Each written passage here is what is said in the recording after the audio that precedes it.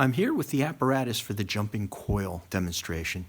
What I have here is a bundle of iron rods.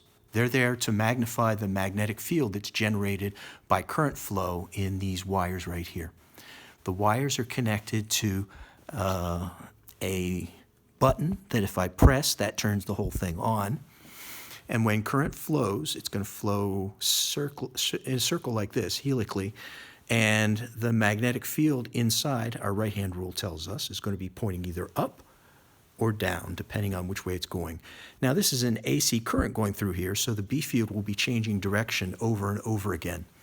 And that means that for a coil like this, that I put around that shaft, it's going to have its magnetic flux changing constantly, which means it'll generate an AC current going around this coil.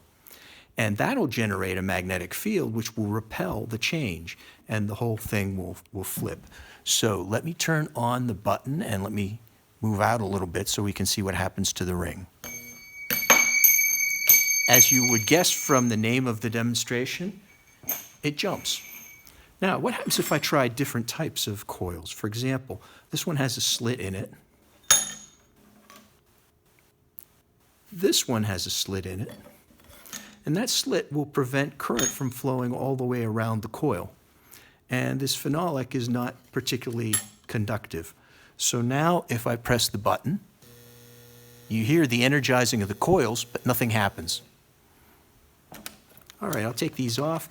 And in case you didn't believe that that jumping coil actually had a current flowing through it, let me take this coil here, which is a whole bunch of coils wrapped around. And I have so many coils so that the voltage that's created across this light bulb is going to be large enough to light the light bulb. Let's try it.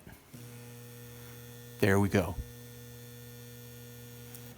So this was an example of Faraday's law, the fact that a change in the magnetic flux through some coil will generate a voltage, and if it's a conductor, it will produce a current. Now, the less resistive that coil is, the more current will flow, and the coil will jump. What do you think will happen if I have a coil that has zero resistance to the flow of current? All right, if you want the answer to that, you should tune into my channel and look up Superconductor, and you'll see an example of exactly that.